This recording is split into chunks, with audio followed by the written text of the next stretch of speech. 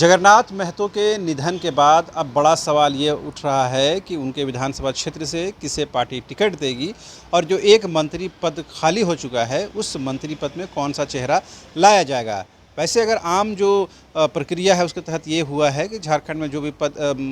विधायक दुनिया से अलविदा कहे हैं उनके परिवार से ही किसी को टिकट मिली है, चाहे हाजी हुसैन अंसारी के मामले में लिया जा सकता है फिर या राजेंद्र बाबू के मामले में लिया जा सकता है।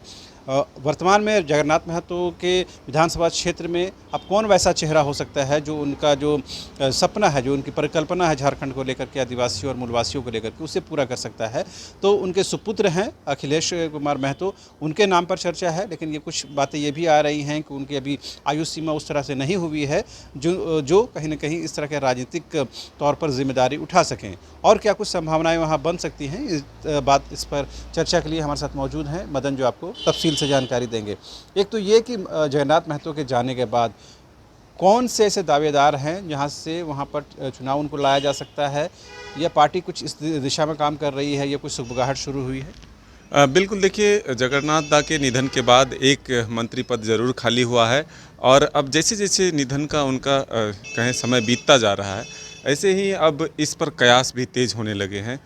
कि आखिर जो हेमंत मंत्रिमंडल का मंत्रियों का एक चेहरा कम हुआ है उसमें नया चेहरा कौन शामिल होगा। अगर आप पिछला रिकॉर्ड देखें तो सेम स्थिति बनी थी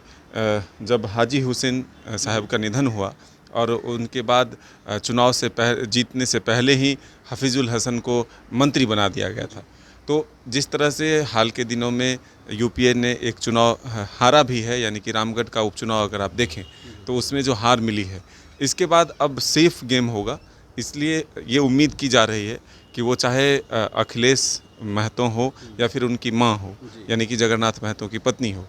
पहला प्राथमिकता उन्हीं को के परिवार को दिया जाएगा। लेकिन जो कैबिनेट में एक ये देखा जाता है कि कैबिनेट का जो ढांचा तैयार किया जाता है उसमें जातिगत समीकरण होते हैं।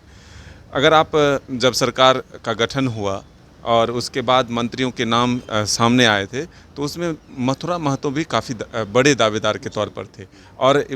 खबरें ये भी आ गई थी कि मथुरा महतो को बुला लिया गया है मंत्री बनने के लिए। लेकिन आखिरी वक्त में जगन्नाथ महतो के नाम पर मुहर लगी थी और वो लगभग 3.5 साल मंत्री रहे भी। लेकिन आकस्मिक निधन के बाद अब ये कहा जा रहा है कि ये ज़रूर ध्यान रखा जाएगा कि जो वोट बैंक है, यानी कि महतो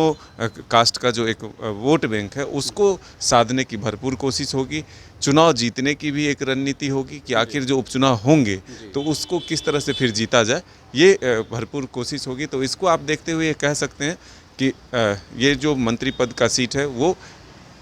कहीं ना कहीं महतो कास्ट से जो विधायक हैं उनको मिल सकता है, या फिर जगन्नाथ महतो के परिवार को ही प्राथमिकता के तौर पर दिया जाएगा और वो इस चुनावी मैदान में फिर से आएंगे। ये भी हो सकता है कि पहले ही उन्हें मंत्री भी बना दिया जाए। ये आने वाला वक्त बताएगा कि आखिर सरकार की तरफ से क्या रणनीति बनती है और क्या फैसले लिए जाते हैं। क्या फिर वही चीज़ दोहराया जाएगा जो हफीजुल हसन के दौरान हुआ था, यानी कि मधुपुर उपचुनाव से पहले ही उन्हें मंत्री बना दिया गया था और फिर चुनाव जीता गया था। तो क्या स्थिति बनती है ये आने वाला वक्त बताएगा। लेकिन ये हम कह सकते हैं कि मंत्री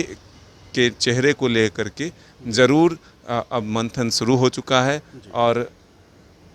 प्राथमिकता क्या होती है ये सरकार के स्तर से देखा जाएगा। चूँकि ये माना जाता है कि जो जगन्नाथ महतो थे 1932 के सबसे बड़े हिमायती थे, तो जो भी उनका जगह लेंगे, चाहे परिवार से ले हों या दूसरे विधायक लें, तो उन पर ये दबाव और जिम्मेदारी है कि उनकी जो सोच और फिक्र थी उनको ज़मीन पर उतारा जाए। एक दूसरा सवाल ये भी है कि हेमंत कैबिनेट में एक जो पहले से मंत्री पद खाली है, क्या उससे भरने का भी दबाव पार्टी के मतलब साझेदारी तरफ से होगा या कांग्रेस की तरफ से उठाया जा सकता है? नहीं, इसको लेकर के फ़िलहाल कोई सरगर्मी नहीं है और ये हम कह सकते हैं कि लगभग 3.5 साल का जब कार्यकाल एक मंत्री पद खाली रहने पर पूरा कर लिया गया, तो इसको लेकर के कोई दबाव नहीं है अभी फ़िलहाल। लेकिन ये अब जब एक मंत्री रहते हुए मंत्री पद खाली हुआ तो उसको भरने की कोशिश होगी। और वो जो आपने कहा कि 1932 को लेकर के जो मुखर थे, जो अपना एक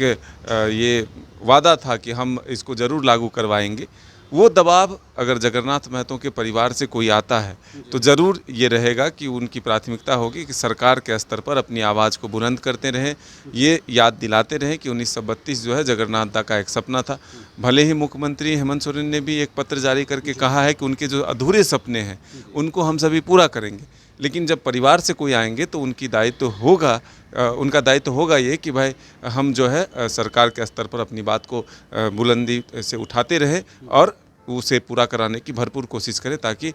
जो 1932 को लेकर के जगन्नाथ दा का जो सपना था वो पूरा हो सके। इस बाई इलेक्शन में खास बात यह है कि रामगढ़ बाई इलेक्शन में यूपीए को हार का मुंह देखना पड़ा और एनडीए पहली बार जीती है, तो एनडीए के हौसले बुलंद है और यूपीए कहीं ना कहीं इस तरह से कमज़ोर नज़र आ रही है।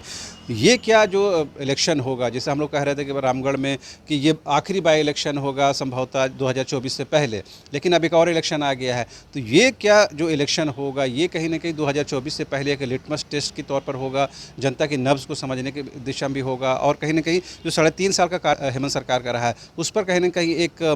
ये स्वीकारोक्ति की बात भी होगी। देखिए, दोनों चुनाव के परिदृश्य अलग हैं। वो चुनाव एक सज़ा के बाद फैसला आया और उसके बाद चुनाव हुए, लेकिन ये चुनाव एक निधन के बाद हुआ है, यानी कि एक सदस्य के जाने के बाद होगा।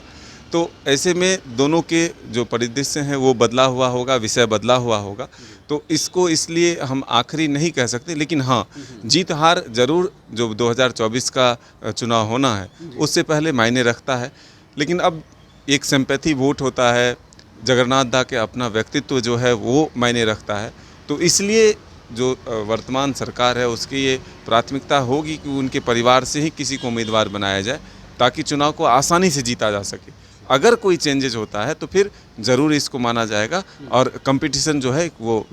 तागड़ा यानी कि मजबूत कंपटीशन हो सकता है। तो आपने सुना ये बाई इलेक्शन जो भी हो, लेकिन कहीं ना कहीं झारखंड की राजनीति के लिहाज से बेहद महत्वपूर्ण माना जा रहा है, न सिर्फ यूपीए के लिहाज से बल्कि एनडीए के लिहाज से, चूँकि वो लास्ट जो बाई इलेक्शन रामगढ़ का था वो जीत चुकी है। ऐसे में कहीं ना कहीं कांटे का टक्कर देखने को मिलेगा। जहाँ तक सिंपैथी वोट का सवाल है तो हम लोगों ने ममता देवी के मामले में देखा कि उनके पति देव जो चुनावी मैदान में थे वो अपने छोटे बच्चे को हर चुनावी सभा में ले जाते थे, उसके बावजूद भी सिंपैथी वोट कन्वर्ट नहीं हुआ। अब देखने वाली बात ये होती है कि जगन्नाथ महतो की अपनी जो ज़मीन तैयार की गई है उस ज़मीन से कितना फल मिलता है। फिलहाल आप देखते रहिए न्यूज़ 22 को।